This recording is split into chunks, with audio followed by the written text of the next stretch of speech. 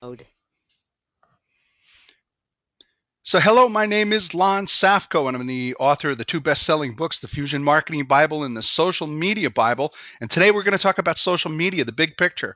By a show of hands, can everybody hear me? Can you see me? Can you see my screen? Are we good? Couple of hands. Okay. Vivian, Roger. Okay, good. We're good. Okay. So, yeah, welcome to the webinar. I see we have people from all over the United States and Canada as well. That's exciting. Let's jump into the presentation and save some time. If you have a question, just ask the question in the lower right hand corner. This is some of the overhead stuff, and I'll answer the questions. I'll try to get to some of them during the presentation, but if not, I'll get to them at the end of the presentation. Also, every single person here has to ask at least one question, or I'm actually authorized to bill your credit card $10. Okay, no, I'm kidding about that, but bring your questions. This is your opportunity. Okay, here we go. Let's jump in. Social media, the big picture. The reason I wanted to do this presentation is to get everybody out of their comfort zone, to show you that there's a heck of a lot more to social media than just Facebook and Twitter. Everybody thinks that they're social media experts because they get a Facebook page, they send out a couple of tweets, maybe you got a profile on LinkedIn, but that's not social media. The Social Media Bible, which is now in its third edition, when it first came out was 800 pages. Now I toned that down a little bit to 600 pages, but we're still talking about a lot of information. If it was only Facebook and Twitter, then I wouldn't have had to write a 600-page book. So through this presentation, I want to expose you to some things that you are familiar with, like Facebook and Twitter and LinkedIn, social networks. But I'm also going to expose you to some things that you probably never even heard of. But when you've got tens of millions of people participating in it, then what that means is that your customers, your clients, your prospects are going to be participating in them. Now, social media is about being on those platforms so that when your customer wants to connect with someone from your industry, it's you that they find first. It's you that they build a relationship with. It's you that they begin to trust, and trust leads to revenue. It's just that simple. Now, I wanted to put up this screen. Don't read the whole thing. Don't try it. Your eyes will start to bleed. But I want to let you know that I'm a business owner, and running a business is the most important thing to me. And that's why I wanted to know about social media. I've been doing traditional marketing my entire career, and back in about 2004, I had heard about this thing called social media, and I'd asked all my friends, geeky friends, about social media, and they said, don't pay any attention to it. It's like Web 2.0, and we don't even know what that is, and it's going to go away. But I knew that it was a disruptive technology. I knew that it was going to affect the way that we're all doing business today. And in if you're in a bureau, if you're managing a bureau, if you own a bureau, you know that this is true beyond probably any other industry, the way there's been this fundamental shift. Now, there's something that I call the fundamental shift. It's in both of my books. And what it refers to is no longer do we, as the business owner, have control over our marketing message. We don't have control. With the internet and the proliferation of all of the different sites, we all know that a lot of times our clients are going directly to the speakers and they're bypassing us, or the speakers are bypassing the bureaus and going directly to the clients. There's this fundamental shift where we don't have control over our corporate marketing message any longer. Now, if you've read some of this, curricula vitae, this bio, I invented the first computer to save a human life, as coined by Steve Jobs. I have 18 inventions, 30,000 personal records in the Smithsonian Institution. In Washington, D.C., I invented the first voice recognition. I invented tooltips. I mean, there's a whole bunch of really kind of crazy stuff. The reason I put this up here also is to show you at least some of my credentials, so that as we go through the rest of this presentation, you're going to see that I have always been on the cutting edge of marketing and technology. And what better way to describe what social media is than a marketing technology? So the first thing I want to do is I want to talk about the definition of social media. If you're still having trouble, even after all of these years, actually coming up with a definition of what social media is, you're not alone. The last survey I did, 99% of the people, excuse me, 64.6% of the people couldn't define social media. And the other third was simply lying, because I know that they can't define it. It took me a 600-page book to define what social media is. And still 99.1% of the people in business knows that social media is having a significant impact. And again, the other 9, I think, are just unconscious. I don't have any other explanation for that. So the definition of social media, there's basically 3 major types of media. We have traditional media. We're familiar with that. Door hangers and print ads and radio and television. And then we have this other type of media, which came next through this evolution, which is digital media. Now, digital media is digital. It uses the internet. It can be accessed via a desktop, a laptop, a tablet, or a smartphone. But here's the key difference between digital media and social media. Digital media doesn't require or permit two-way communication. Social media does. So the definition of social media is the media that we use to be social. And I know that that sounds like a wise guy answer, but think about that for a second. It's the media. It's Twitter, it's LinkedIn, it's Facebook. It's the media that we use to be social. Social means connecting with other people. And part of the reason I showed you that screen previously is I'm a business person before anything. Yes, I'm a twice best-selling author. I've founded 14 companies in my career. Everything that you're going to hear in this presentation for the next few minutes is going to be from the perspective of a business owner, a marketer, a salesperson. I'm not going to talk about how to put up a chocolate chip cookie recipe on Facebook, or to tell me that you're playing with your kitty on your bed on Twitter. If that's the kind of webinar you're looking for, then leave, because you're in the wrong place. We're going to be talking about business. So digital media is things like your website. Your website is digital. It's on the internet. It can be accessed through that technology that I just described. But a website doesn't require two-way communication. It's a one-way push media. We can talk about SEO and SEM, search engine optimization, search engine marketing. These are technologies. These are marketing technologies. They're digitally based. They're done on the internet. And you have to do them. But search engine optimization doesn't imply two-way communication. Search engine marketing doesn't imply two-way communication. RSS, really simple syndication. It's a necessity in your digital marketing, but doesn't require two-way communication. Social media, the real definition of social media are things like Facebook, two-way communication, Twitter, MySpace, LinkedIn, and some of the other things that you're about to see, which are really going to honestly surprise you. So those 3 definitions. You have traditional, which we're all familiar with. You have digital, and then you have social, the actual social media. For all intent and purposes, both myself and others take digital and social and call it social media. Now, the biggest problem, the biggest reason that companies are having trouble realizing an ROI, a return on investment with social media marketing, is simply because you don't have a strategy. What is your Facebook strategy? You have 5,000 friends on Facebook. How are you monetizing? You have 3,000 people in your Twitter followers. How are you monetizing? The biggest mistake, from the Fortune 500 companies all the way down to the individual entrepreneurs, the biggest mistake that they're making is they're looking at Facebook and calling it a strategy. Wrong. That's incorrect. They're looking at Twitter and calling it a strategy.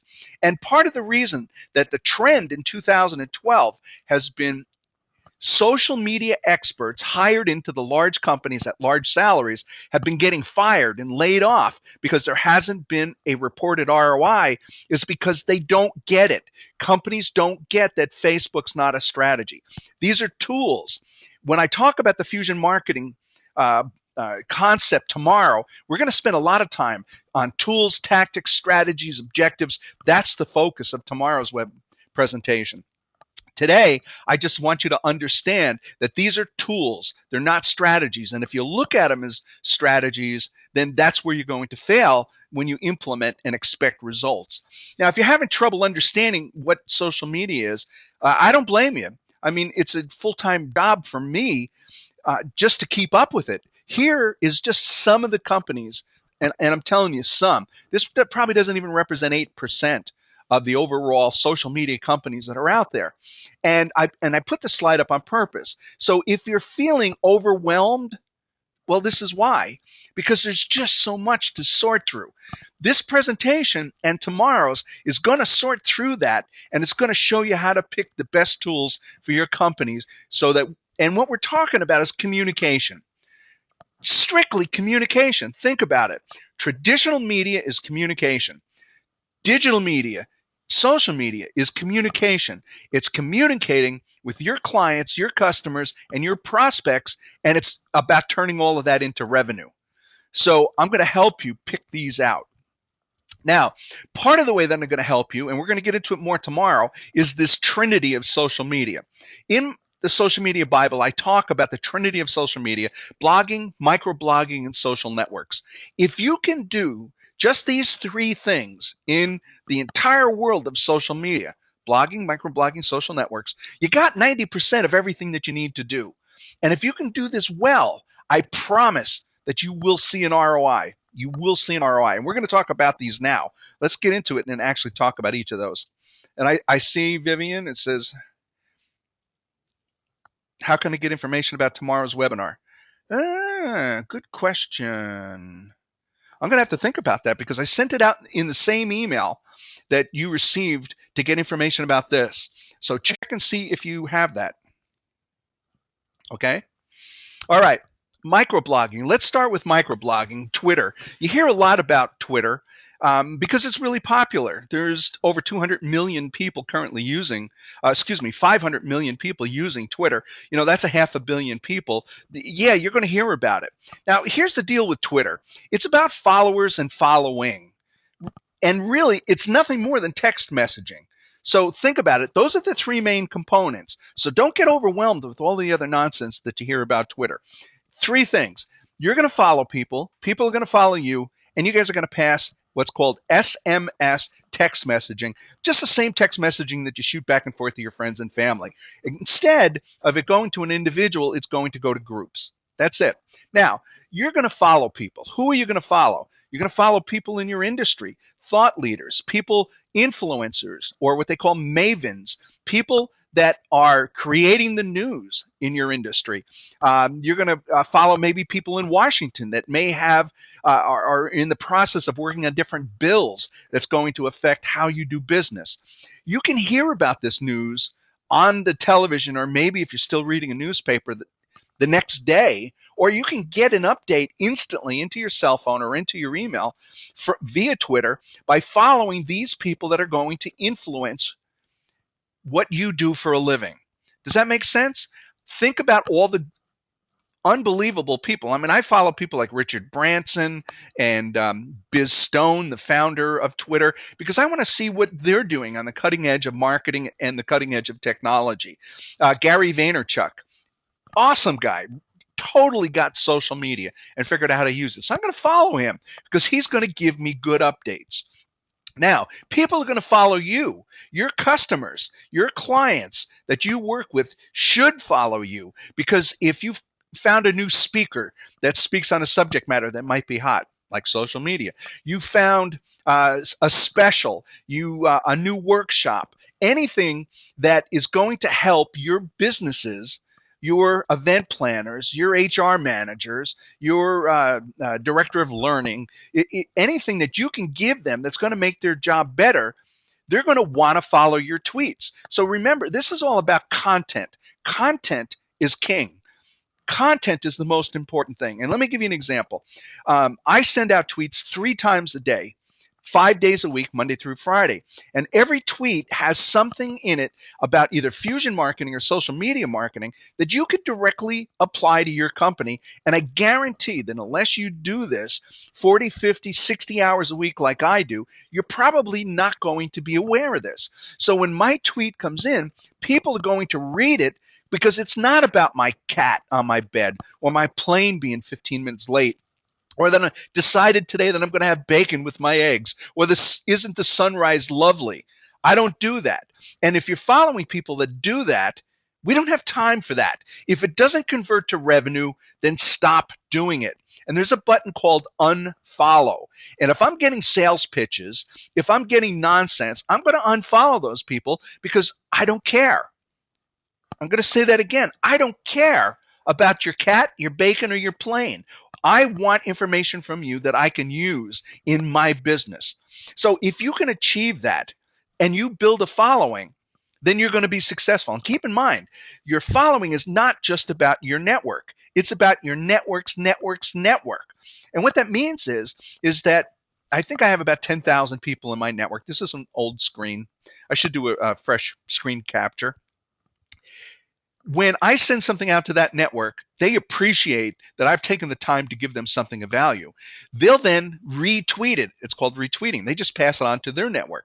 So if they have 4,000 or 5,000 people in their networks and they retweet it and they each have 4,000 or 5,000, literally I can reach 500,000 people in under 10 seconds with the click of a button, and I could cause them to engage in my brand. I want you to think about that for a second. Can you think of any other marketing or form of traditional marketing or digital where you can actually reach 500,000 people, get them to engage in your brand, and you can do that 3 times a day, 5 days a week, and you can do it absolutely free? That's the power of Twitter. It's about having good content, and it's about your network. So if you're not paying attention to Twitter, I strongly recommend that you do. It's a great way to stay in front of your clients and give them the psychological feeling of indebtedness. You're helping them all day, every day. So when it comes time to spend some money to equal out that psychological feeling, then they're going to come back to you, and it's going to be your name, your brand, your company that they're going to think of because they're constantly being reminded by your brand. Does that make sense? And I call this microblogging because when Twitter first came out, right after that, Pounce came out. And that was a great company. It actually was better than Twitter at the time, but they weren't as well funded, so they've gone out of business. Yammer, if you want to set up a Twitter type technology inside of just your company, you can use something like Yammer. And I just was doing a little reading this last week. There's now a competitor to Twitter out there. So microblogging, texting. Does that make sense? Everybody shaking their heads? See, I can see you. You can't see me. And the guy in the back, put your shirt on. Thanks. Okay, it's distracting. Social networks. This is this new social media technology. This is pretty cool stuff. Okay, let's talk about social networks. You can't start this slide without actually talking about Facebook. On September 14th of last year, Facebook broke 1 billion active members. When you have a watering hole, and in marketing, any place that you have like-minded people gathering in one place, that's called a watering hole. So Facebook is a watering hole that gives us as marketers the opportunity to access 1 billion people. Now you can do that through your Facebook pages, of course. And that's the importance of Facebook. It's got a powerful search engine. So I guarantee that if someone is looking for a bureau, if someone is looking for a speaker, they're going to be on Facebook. And trust me, how many crappy pictures of grandkids can you tolerate looking at your friends in Facebook? Eventually, you're going to type in words that are important to what you do for a living. You're going to look for a bureau. You are going to look for speakers, and you're going to use the Facebook search engine to do it. And even more importantly, you're going to use the Facebook pay-per-click ads. Facebook advertising right now is significantly more effective, and it's significantly less expensive than Google AdWords. Google now is to the point where everybody's using it, so it's gotten quite expensive. And the way that you can target advertising on Facebook is absolutely amazing. I had a campaign that I was doing, and I was going just after event planners. And I was able to go into Facebook and set it up so that when only women between 25 and 35 that actually were event planners, when they went onto their website, they saw my advertising and nobody else. If you didn't meet those 3 requirements, you never saw my ad. How effective is that? Could you imagine putting an ad in a trade journal, a print ad in a trade journal, where you said that only men between 25 and 37 in the geographic area of Kansas City will read this ad. I mean, that's insane. And you're looking at, and if they see it, you get the exposure, you get the impressions, but you don't have to pay for it because it's pay per click, just like Google AdWords. So take it serious. And you'll see here it says the average age is 27. That number is actually increasing. Fastest growing is not only 35, but the second fastest growing is women 64 and over. Go figure that out. If Facebook were a country, it would be the third largest country on earth. So that's a lot of people. That's a lot of clients. That's a lot of customers. That's a lot of prospects. And if you're not there, if you're not engaging them in conversation, you're wasting your time. That's where people are going to connect. Now, MySpace, everybody says, oh, yeah, MySpace is dead. Well, you know what? If I had 200 million members or 200 million people that came to my website every 30 days, I would not consider my website as dead. 200 million. MySpace has done a spectacular job of making a comeback. I'm not saying that you spend a lot of time on there, but if your client's on there, look at the demographics, 18 to 55. And the 35 to 54, you're looking at more than a third of the people on there. The demographic has shifted. So if you got to at least have a profile, you have to have a presence, because if that's where your clients are going to go, if that's where they're comfortable, or any of the social networks, that's where they want to engage with you, you need to at least give them the opportunity. Otherwise, they're going to be engaging with your competition. It's just that simple. Now, LinkedIn, you have to take LinkedIn serious. I'm going to check up on each and every one of you to make sure that your profiles are up to date. That's a homework assignment. And I'm serious about this. It's the largest worldwide professional network of professionals in business. It's strictly designed for professionals. Anytime I'm going to do business with somebody, the first thing I do is I looked at their LinkedIn profile. If they don't have one, I know that they're stuck in the 90s, and I got a really big educational curve working with these people. If they got one and it's not taken serious, if it's not well done, I know we also have a problem. And if it is well done, I can find out information about these people that I can't find out otherwise. If I'm going to pick up the phone and make a cold call to somebody, then I'm going to find out something about them. Where are they? What's the weather in that location on that particular day? What's their hobbies? Are they into old cars? Do they like movies? Do they take spin classes, bicycle spin classes? Are they marathon runners? Do they have grandkids? What is their passion? What are they talking about on LinkedIn? Because that way, when I get them on the phone and I say, hey, I noticed that it's 56 degrees in Kansas City today, but at least you didn't get that snow. Immediately, I'm connecting with them. I now have something in common with them, some reason to have that trusted conversation. And remember, everything in social media is about relationships that lead to trust, because trust leads to revenue. It's just that simple. And YouTube, you need to have your company, your speakers, your name on YouTube. I just got booked to tour the Netherlands because a woman saw one of my videos on YouTube, liked the way I speak, called me up and asked me if I was willing. They were going to pay international rates, full price, uh, 5-star accommodations, and if I would be willing to spend a week traveling around the universities in the Netherlands. Hello. Putting those videos up on YouTube cost me absolutely nothing. And I really don't aggressively market outside of the United States. I mean, of course, I speak outside of the United States a lot, but I don't market out there. So if you are attracting people from worldwide, you need to be where they are. Did you know that the search engine inside of YouTube is the second largest search engine on earth? And look at some of those numbers. Look at the numbers at the bottom there. I mean, that's insane. Okay. So these are just samples of some of the social networks that you can participate in.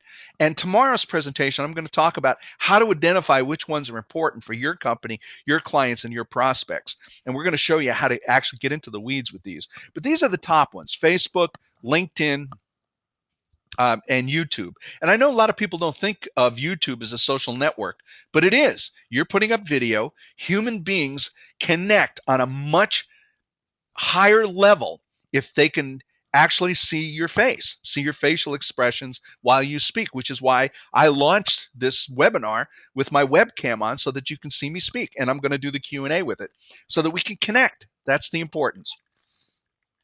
Virtual worlds. How many people here? Click your hand button if you've been on Second Life. Anybody? Wow. I thought with this, oh, Vivian, you dog. Good for you. Excellent. Awesome, isn't it? I mean, wow, that's great. Okay, but we got one. Usually it turns out to be somewhere around 1 or 2% of the audience. Now, from a marketing perspective, you may think, okay, if only 1 out of 100 people know about it or participate in it, well, it might not be a good marketing tool, but look at that number. There's almost 17 million people worldwide, not huge numbers compared to MySpace and LinkedIn and Facebook, but still you got access in a trusted environment to 17 million people. Now, I am on Second Life and I have been since about 2004. That's my property in the back in that picture, and that's me. Okay, 25 years ago and 25 pounds ago, but that's me. That is my favorite shirt and my favorite tie. That's my building in the back. On the ground floor, I have e-commerce. I have 2 stores that your avatar can actually walk in. You can book me as a speaker. You can buy my CDs, DVDs, presentations, and that can all be done directly out of the store as an avatar. Now, what a virtual world is, it's kind of like being in a game, but it's not a game. If you participate at all in Second Life, you'll know that those people are real serious about distinguishing a virtual world, Second Life, from a game. It's not about brain splatter. It's not about shooting the other characters. These are real people from around the world. You can go into Second Life for free. You can walk around. You can go to the mall. You can go to the beach. You can meet people. You can go for a drink. You can go to a jazz club. I mean, it's like the real world, except you're doing it through this avatar, and you have access to people around the world. So I have my e-commerce. On the second floor of that building, I have my own office, but I also have a conference room. And I'm not kidding you. I actually have Fortune 500 clients meeting me in there for business meetings. I do interviews with radio stations, with magazines, and we almost always end up doing it on the beach there in the front. And if you look in the back, there's actually a large screen TV on that stage. And I actually do this presentation to universities around the world on that big screen. So you can come in at 6 o'clock or 11 o'clock and walk up to that screen. We can talk, we can meet each other. You can talk amongst yourselves, and then I can launch a presentation. So I use it for a lot of things, but it's not just me. There's about 200 Fortune 500 companies that use Second Life as a marketing tool or a training tool. IBM holds their monthly engineering meetings for their engineers from around the world. Dell Computer, John Wiley and Sons, CNN. And one of the interviews that I did in here was the CEO of Linden Labs, who actually created Second Life. And if you look at that picture in the top left, after the interview was over, one of the avatars came up to me, introduced themselves, and said, "Do you realize that this was the first CEO executive interview ever to take place in a virtual world?" And it turned out that that guy worked for CNN. And within 30 minutes, I was on CNN headline news. I then later made the standard CNN news. And if you type in CNN, Lon Safko, that's easy so far, and his name was Mark Kingdon, Kingdon. You'll actually see the video first on YouTube and still to this day up on the CNN site. And I got a lot of coverage for that. And it's just about being in the weeds. It's about being on the cutting edge. It's about being where your clients are. So is virtual worlds the right place for you to market and advertise? I don't know. But you know what I do suggest is next time you're going to have a client meeting, do it in here instead of Skype or Google Hangouts. There's something about connecting one avatar to another. That's a little cartoon critter. There's something about that connection to me that is significantly more powerful than actually seeing the real person on Skype. It's the weirdest thing. It is just very weird, but it works. And it's 100% free. Now, if you're going to own property like this, and that's pretty fancy schmancy on the ocean. I think my taxes or rent, whatever you want to call it, is like $25 a month.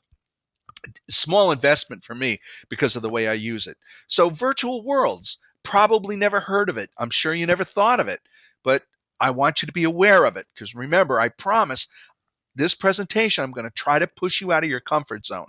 Now, gaming, MMORPG, believe it or not, that's what it's actually called, massively multiplayer online role playing.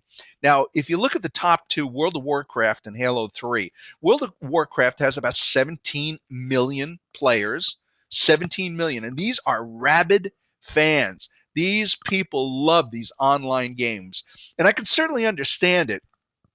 A couple of years ago when I was doing the research for this particular chapter, I didn't participate in online gaming at all. I just wasn't into it.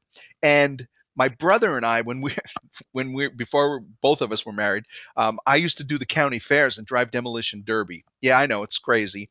My chiropractor appreciates it, and so that's something that my brother and I always had in common. So for his birthday, I sent him an online demolition derby game. And I'm telling you, every Sunday for about a year, we were so involved in that game. It was so much fun. And we were crashing into people from all over the world. I mean, literally from China, South America, Europe. It was just the most amazing experience. And it was the research that I did for that chapter. So when you have World of Warcraft, Halo 3, pushing at about 17 million people, you have a significant audience to be marketing it. Now, the reason that HP advertises, now, by the way, look at some of these names: McDonald's, Axe Deodorant, Coca Cola, HP. If you're driving that car around that track and it's going around and around past that HP sign every day, and you finally decide that you need a faster CPU, you got to get a faster computer, guess what computer you're going to buy? It is so subliminal that HP becomes part of this trusted network by having their name in front of these people. Now, how old do you think that the average gamer is? People that play games, how old do you think they are? Put it in the question box. What is the average age of an online gamer? Absolutely, 42 years old. Yeah, 42 years old. So we're not talking about a bunch of pimply faced, antisocial basement geeks playing with their friends. We're talking about adults, intelligent adults. It I'm not kidding. Okay, what do you think the male female skew is? Yeah, exactly. It's less than 0.5%, 50-50. Is that crazy? Bet you never even thought of that. Now, I'm showing you this because this is a huge area of social networking. I know you're thinking, well, what am I going to do with that with my company? Probably not. Unless you're HP or McDonald's or Coca-Cola, this isn't the best thing for you. But I want to give you an example of what one of the authors, a friend of mine, had done. He was the author of it was called Cyber Kill, one word. And it just as it implies, it was one of those espionage, high tech kind of things. And he had a website to launch this book. So he went out and he found it turned out to be a college or high school kid, and he paid him $2,000 to create a flash game for his website. And it was all based on this cyber kill. You crawled through the air ducts and you dropped into an office and you opened a desk drawer and you found a piece of paper and that had a combination. And then you got back in the air duct and then you went and you found a safe and you opened up the safe. So many people came to his website just to play that game. Here it comes. 20% of every single person that went to his website converted to a customer. After playing the game, they wanted the book. So I just want you to keep in mind. And now another way of doing this is called an app. Think about that. Is there an app that you can create that keeps your company in front of your clients? So here's 3 different examples. Participate in an online game that's already there. Create an online game for your website that acts as what's called fish food, driving people to your website, or create an app that your clients can download, which will encourage not only a helpful app, but what we're really talking about is brand engagement. They're going to engage in your brand every single time they open up that app. And I just found a recent study, I think it was by the Gartner Group, that says that 60% of companies in America right now actually have some type of app either developed or in the process of being developed. 60% is a high number. So I want you to at least think of that Is there an app that you can create? And if you want some help brainstorming it, send me an email. Okay, I told you that we were going to talk about blogging. Blogging is really important for two reasons: Google Juice and Link Love. Google Juice and Link Love. Now, here, this is a little hotel chain that you might have heard of, JW Marriott. JW Marriott Jr., Bill Marriott, is the CEO of the company, second generation, and he writes a blog.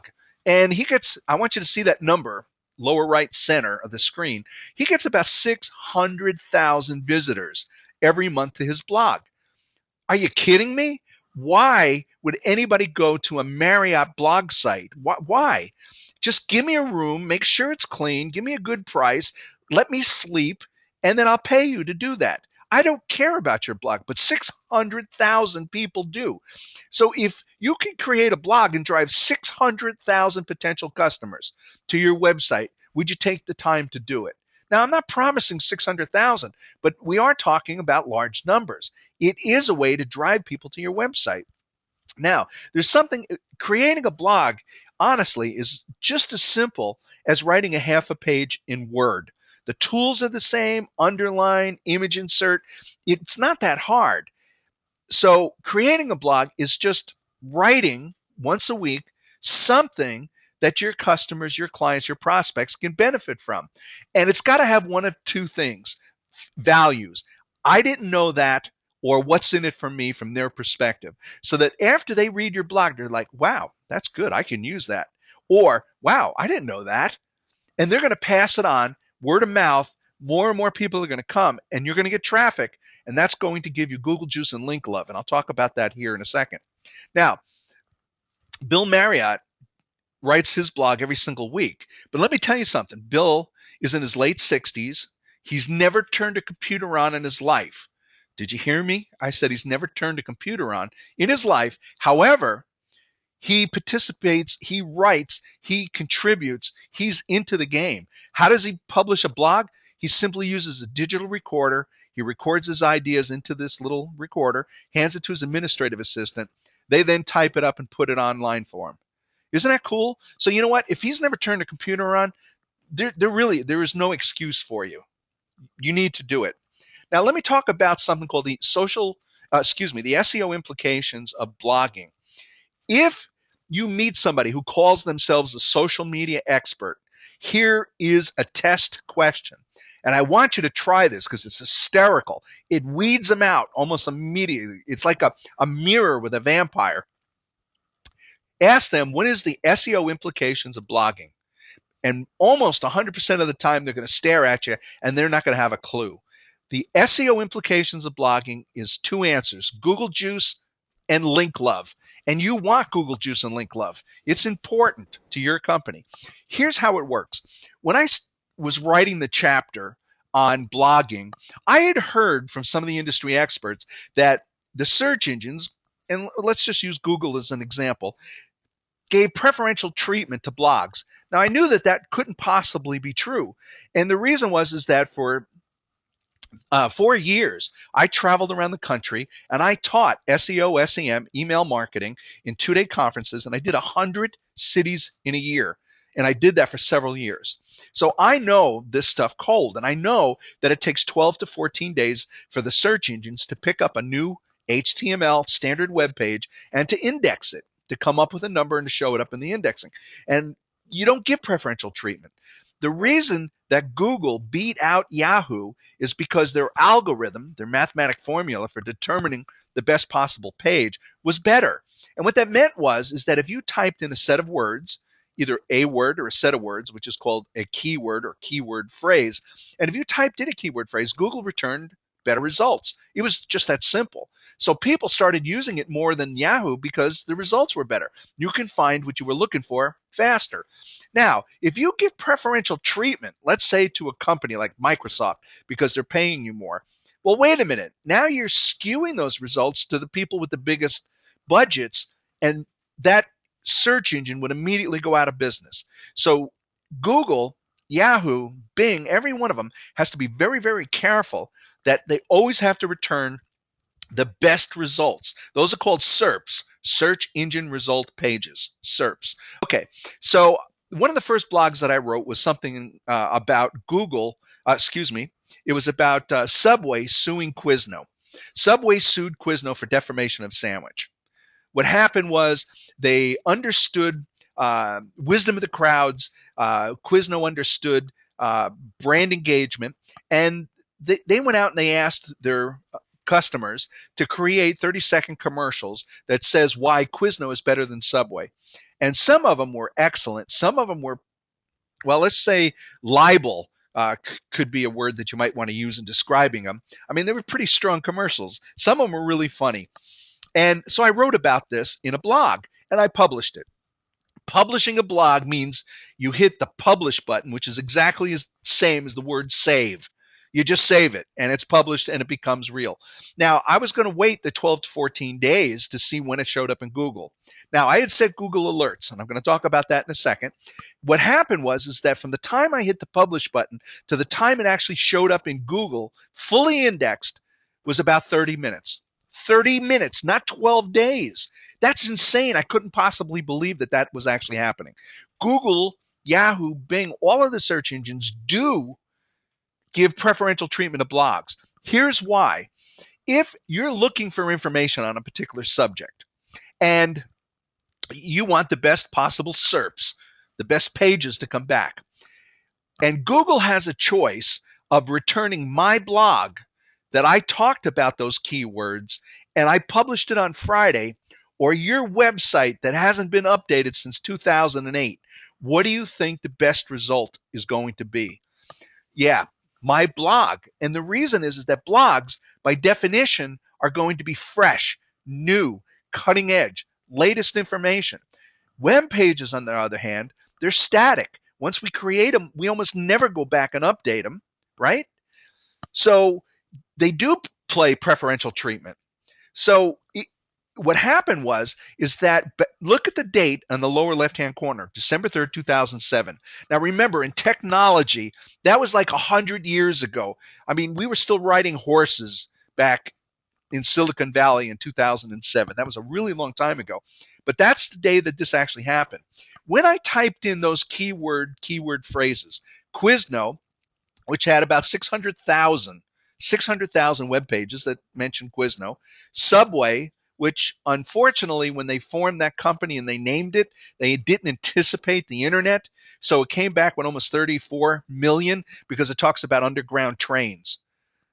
A lot of pages. And then at that time, even though it was the early days for social media, there was 185 million web pages that talked about social media. So what do you think the chances of you typing in Quizno, Subway, and social media that you would find your way to my web page? Zero, right?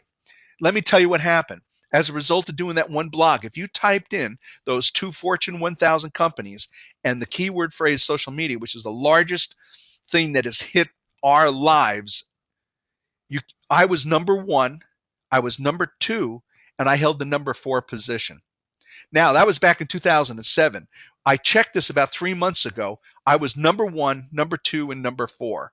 So if you were searching on those keyword phrases, I owned those three keyword phrases. Could you imagine that? The number of pages that you have indexed in a particular search engine is uh, Google juice. And it just means that the more pages that I have that talk about advanced marketing, fusion marketing, social media, marketing, traditional marketing, the more pages that I have with those keywords, the higher I'm going to be driven up on the search engines, because the more Google juice, the more pages I have, and Google assumes that I must be the expert. Now, it wasn't that long ago, I did an interview with Inc. magazine, and when we were all done, I asked the reporter, I said, well, why did you pick me? Everybody is a social media expert. And he said it was easy. Every time I typed in the word social media, yours was the only web page that came up. Cha-ching!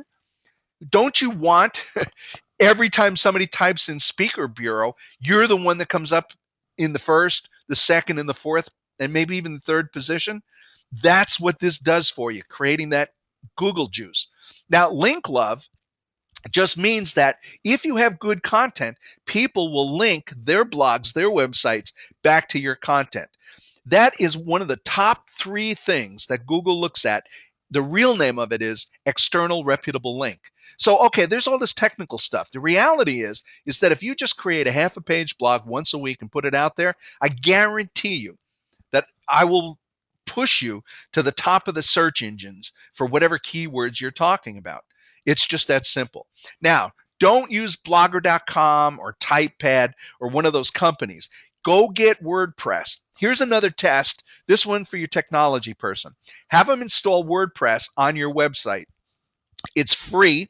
It takes 10 minutes. And if you don't have a techie dude, then all you do is contact your ISP, your internet service provider. If you're using GoDaddy or Bluehost, it's actually a one-click wizard from your dashboard in your ISP area, or they'll do it for you right while you're on the phone. WordPress is free and it takes 10 minutes to install. So if your techie person charges you for anything other than 10 minutes and the free WordPress, you're being taken advantage of. So you have to fire that person. But WordPress is free. The reason that you want it on your website is because as you're building this Google juice, as you're building these links, Google is going to associate that content with your company's website. And your company's website is going to get pushed higher and higher and higher on the search engines. That's why blogger.com and typepad are willing to give you free blogging space, because they're going to get pushed up higher and higher for everybody's keywords. That's going to attract a lot of traffic, and that's going to convert to revenue through online advertising. Does that make sense? They're going to make a lot of money off of the content that you're creating and giving them to you, so that they can give it to Google in exchange for Google Juice, which is going to generate them revenue. So you want WordPress installed on your site. I know, a lot of stuff. Didn't even think about it. Am I pushing you out of your comfort zone yet? And what I ended up doing is I had about 100 pages on my standard HTML website. I had been building and adjusting that website since 1994. And I went in the following morning after that blog and completely destroyed, I'm pausing for effect, 100% of my website, and I recreated it using WordPress. I'm going to say it again. I recreated my entire website using WordPress. Every page is a blog page, and I made it look like a standard web page. So that means that anytime that I update anything that's on my web page, anytime I add something to my web page, guess what happens? I get pushed to the first, the second, the third, the fourth ranking on Google because my website is given preferential treatment. Is that crazy? Now, I'm not suggesting that you go and destroy your company's website. Please don't do that and blame me for it. But you can get almost the same effect just simply by adding WordPress. And it looks the same. I mean, when it comes down to it, it's just HTML programming. And I won't get into HTML programming. Okay. Another subject here that I want to talk about. I'm trying to go through 600 pages of the book all here in 50 minutes or less and still leave time for questions at the end. Cyber surveillance, or now we're actually calling it reputation management.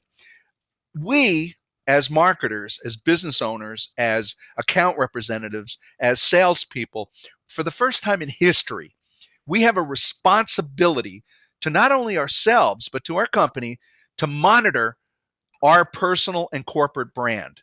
Now, let me tell you what that means. What are people saying about you? What are people saying about your CEO? What are people saying about your sales reps, your account representatives? What are people saying about your company? Do you know? What are they blogging about? What are they tweeting about? What conversations are taking place right now? Now, by the way, it's not just schizophrenia. Your medications have that under control. People are actually talking about you behind your back. If you're not paying attention to the conversations that are taking place, then you can't participate. You can't encourage good conversations, and you can't diffuse negative conversations. Okay, let's see. We had some questions. Do you suggest the blog on your homepage or on a separate page? Actually, I suggest that the blog resides on your HTML page, on your URL. So for example, it's going to be www.lonsafko.com/blog.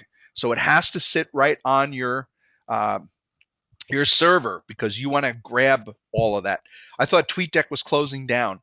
You know what? I'm still using TweetDeck. I used it just recently. I haven't heard that it's closing down. That may be the case. Seismic Desktop is also a great alternative, and there's several other. You could even do something called search.twitter.com and type in your keywords. But use either Seismic Desktop or TweetDeck as long as it's still hanging around out there, or search.twitter.com. And because here's what happens if you use those. Wouldn't you like to know anytime, anywhere on the earth, if someone tweets out a text message about you or your company or your products or services or CEO, wouldn't you want to get a copy at the exact same time the recipient gets it? Well, of course you would. That's how you monitor your brand. And by using Seismic Desktop, or using TweetDeck or search.twitter.com or one of the other companies that do that same service, you will get a copy of it sent to your email. I have them set up. I have Google Alerts and I have Twitter alerts set up to go into my email once a day. I don't want to get them every time somebody does that because I'll get anywhere from 5 to 25 alerts a day. When we talk about Google Juice, the amount of Google Juice that I have, if you type in quote Lon Safko close quote, the last time I checked, there was 321,000 web pages that mentioned me. That's a lot of Google Juice, and that's part of the reason that Inc. magazine found me. Well, you know what? If someone has done a review on one of my books, I want to be the first person out there. I want to be the first person commenting, thanking them for taking the time to review a 600-page book. If for any reason anybody had anything negative to say, I also want to be the first person out there with the truth, with the facts, so that they can find out immediately that they're misled, that I can diffuse a negative conversation and I can perpetuate a positive conversation. So as a homework assignment, I'm going to check on you guys. I want you to Google Alerts. If you don't already have them set up, Google Alerts and put in everything that you can think of. The name of your company, your name, all of your account reps' names, your CEO, the founder, the owner, whatever is important to you. That way, anytime something shows up on an HTML web page or a blog page, you get it in your email instantly. You get an active link. Now, you can also use something like social mention. I get a kick out of that. I'll go in and I'll just do Lon Safko. And what it will do is it'll give you sentiment, which is positive, neutral, and negative. It will actually go in and read the tweet, the blog post, the HTML post, and it will pick up words and it will say, is it positive? Is it neutral? Or is it negative? And it will also compare it to what's been said about you in the past and see if you're increasing or decreasing or staying the same in the amount of messages that are taking place. And by the way, everything that I've talked about for the last 45 minutes is 100% free. So there's no reason not to do this. There's absolutely no reason. Email. Email is the most powerful form of marketing. It is. To me, it's more powerful than social media. It's more powerful than traditional marketing. And the reason is that I get up to a 35% conversion rate. If you know the stuff that's on the left-hand side of the screen, if you understand just that list of bullets, I'm not kidding you, you can get a 30 to 35% conversion rate in your email. So it's so important that I'm actually going to teach a class that starts on March 27th, thefusionacademy.com. It's a 3-week course, and all I'm going to do is focus on is email marketing. Now, is email effective? Everybody said email is dead. If email was dead, then that means that you're now getting less email than you got a year ago. Is that the case? No, that's insane and it doesn't even make sense. So you are getting email. Email is not dead.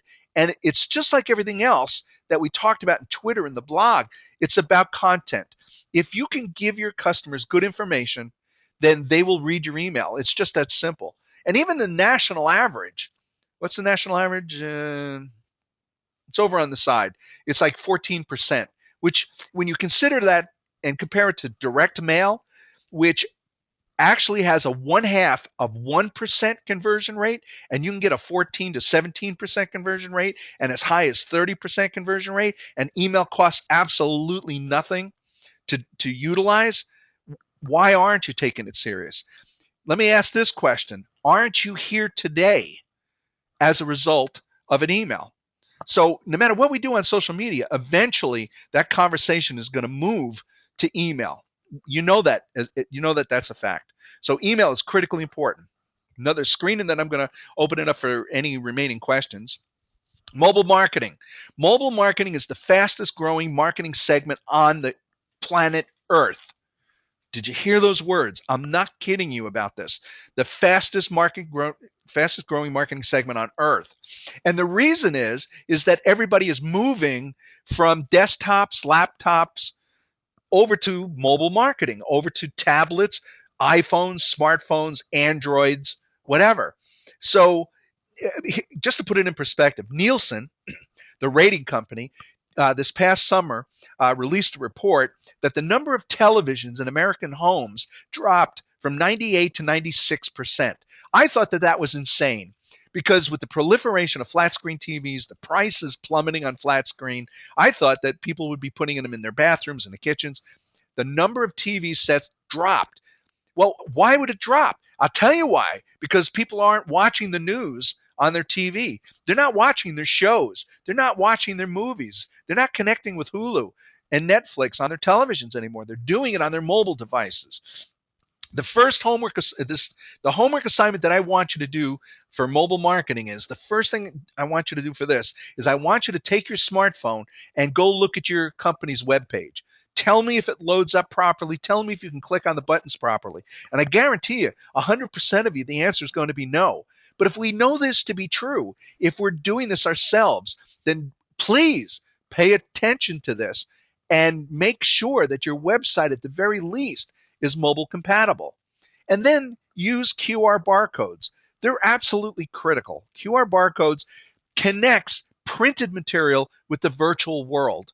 So, for example, if you point your smartphone at that top QR code, um, you'll go to my website. You don't have to type in dub, No. All you have to do is point your smartphone and my website will pop open. If you point it at the next one down, it will simply and instantly dial my office. You will call me. You don't have to worry what my phone number is or transcribe it incorrectly. And if you wanted to send me a text message, I use this on all of my materials. Matter of fact, on the Fusion Marketing Bible, on the back of it is a QR barcode that leads to a URL, which is a video. And you're going to love this. And when you're holding the book and you're shooting the back of the cover, it says, "Hi, my name is Lon Safko. Right now, you are holding my book, trying to decide whether or not you're going to buy it. How many good tips do you have to get out of this book to justify the $22 retail sale?" And then the video goes on for a couple more minutes. Could you imagine that at the very moment my prospect is considering converting to a customer, that I can address them and make them a customer just simply by using a QR barcode? They're absolutely fascinating. More than likely, that's going to be the next class that I'm going to teach in the Fusion Academy. Okay, let's see what else we got. Fusion Marketing Bible. We're going to talk about fusion marketing tomorrow. So please, I'm going to take traditional marketing. I'm going to take digital marketing and social media marketing, and I'm going to show you the most advanced marketing on earth. And I'm not kidding you. This is my latest best-selling book. It's actually so advanced that it has a patent pending. I'm going to open it up to Q&A. So let's come over to here. And then we're going to pop so that you can see my smiley face. Here I am. Okay, questions. Hey, this is like free consulting. I get $250 an hour for this. So any questions that you have, I'm here for you. Questions. I seem to have answered most of them. Vivian, are you good? Roger, Mike, Brian? Questions. Okay, this is your last chance. This is free. All right. Okay, well, then if we're good, and we're exactly at the top of the hour within just a few seconds, and I love that because I promised that I would get you out of here in 1 hour. Hey, again, tomorrow, take a look at the email that I had sent you. It's got both links. Honest to goodness, fusion marketing is you've never seen anything like this before. sign up. I'm limited to 100 people. So the first 100 people and the registrations will be shut off, and it's absolutely free. And it's going to start tomorrow at the same time. I want to thank you for coming out. This has been Lon Safko, author of the two best-selling books, The Social Media Bible and The Fusion Marketing Bible. I really appreciate your participation today, and I'm looking forward to seeing everybody in our next presentation tomorrow. Thank you again.